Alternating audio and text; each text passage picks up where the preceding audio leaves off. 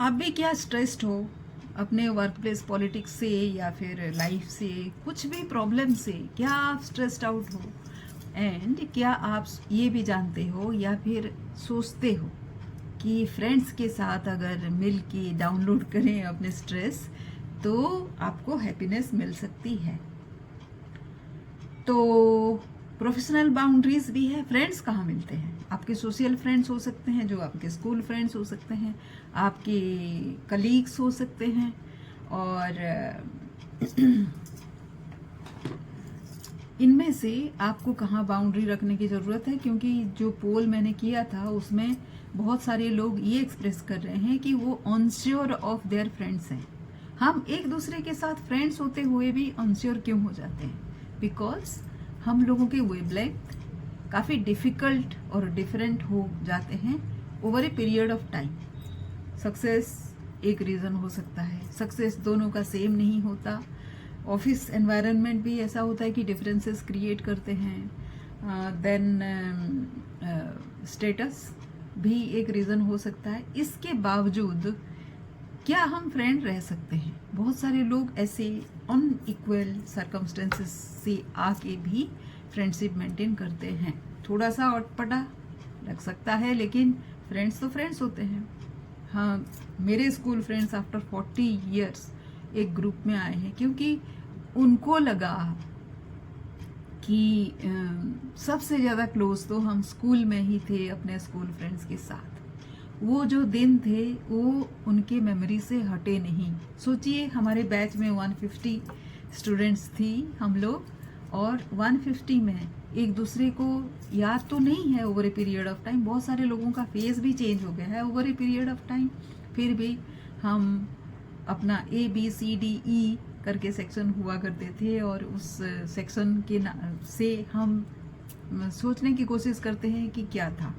एक दो इंस्टेंसेस जो हमारे आपस में इंटरेक्शन से हुए थे उसको भी हम याद करते हैं, और वो रेफरेंस पॉइंट है।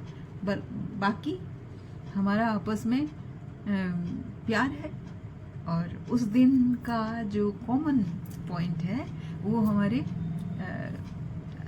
लिंक कनेक्शन पॉइंट है।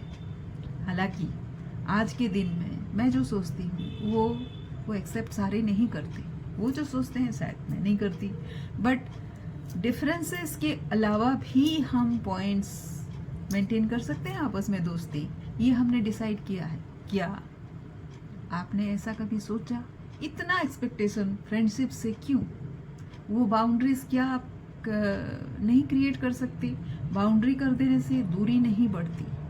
बाउंड्रीज करने से उनको पता है कि आपको क्या नहीं पसंद है, आपको पता है कि उनको क्या नहीं पसंद है, और जो नहीं पसंद है उसमें हम बहुत ज़्यादा घुसेंगे नहीं।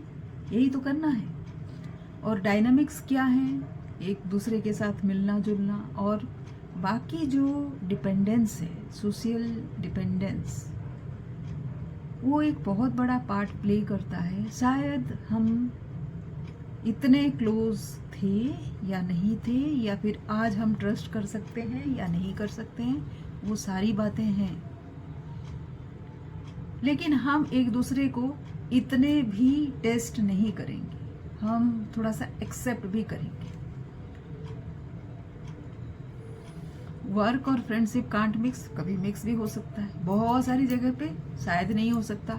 अगर आप बॉस हो और बाय चांस वो कलीग हुई तो शायद आप सोचते हो कि वो मिक्स नहीं हो सकते। लेकिन मैंने तो ये भी स्टोरी सुनी है कि एक गुरु और शिष्य थे। गुरु जो थे सर्वेंट थे और चपरासी थे, और शिष्य जो थे वो उनके बॉस थे। फिर भी गुरु उनको पैर छूते हैं। बाउंड्रीज कहाँ रही? क्या आप अपने ईगो के बियॉन्ड भी ये रेस्पेक्ट अपने फ्रेंड्स को दे सकते हैं? ये सोचने वाली बात है। दूसरा है, प्रोफेशनल हम नहीं रह सकते। क्यों? एक बार वो जो गुरु शिष्य की बात मैं कर रही हूँ, अपने गुरु को देख, चपरासी को देख, जो कोर्ट में जज हैं वो आके पैर उनको छूने लगे, तो जो चपरासी थे वो बोले, हमारा ये जो कोर्ट वाला जो है इसका डेकोरम है कि मैं आपको सलाम करूं। यहाँ का जो डेकोरम है, यहाँ पे आप मेरे पैर नहीं छू सकते। पैर छूना कोई बड़ी बात थोड़े है। पैर नहीं छूने से क्या मैं आपका गुरु नहीं रह जाता, या फिर आप मेरे शिष्य नहीं होंगे, या फिर मेरा डिसरेस्पेक्ट हो जाता है, ये बोला। तो मैं वो एक्सट्रीम बात कर रही हूँ। हम में से कितने गुरु और कितने शिष्य हैं हमको पता नहीं, क्यों मेरे हिसाब से तो हम सारे कोई शिष्य और गुरु साइमल्टेनियसली होते हैं, क्योंकि ज़िंदगी बहुत सिखाती है और हम किससे सीखेंगे किस वक्त हमको पता नहीं। ये हमारे स्टेटस पे डिपेंड नहीं करता, और हमको लाइफ जिस सिचुएशन में डालता है उस हिसाब से हम कहीं से भी सीख सकते हैं।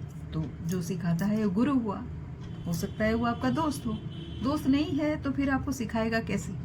आपकी आज की ज़िंदगी में, आज के पर्सपेक्टिव में वो हमारे लाइफ में आएंगे कैसे? तो ये सोच लीजिए।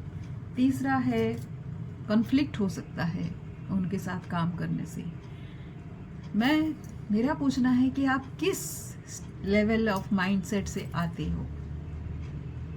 आपको दोस्ती भी चाहिए और आपको अपना ईगो भी चाहिए, ये दोनों साथ में चल सकते हैं क्या? आप बहुत ही ठंडे दिमाग से सोच के देखिए। आप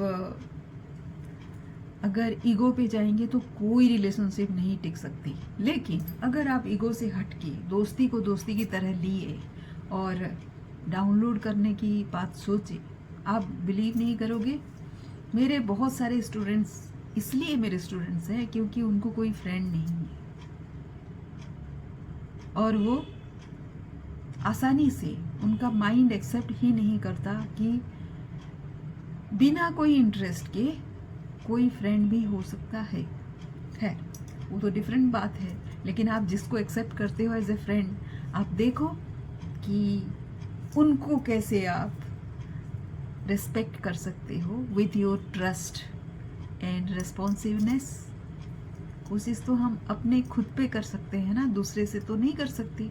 तो आप अपना देख लो, क्या आप दे सकते हो, कितना आप कर सकते हो, कहाँ तक आप जा सकते हो। अगर आपको ये बात अच्छी लगी और आप समझ गए तो ग्रेट। अगर कहीं पे आप इस पे काम कर रहे हो, देन बुक ए कॉल। आप मेरे साथ एक 1-to-1 कॉल बुक कर सकते हैं और हम बात कर सकते हैं।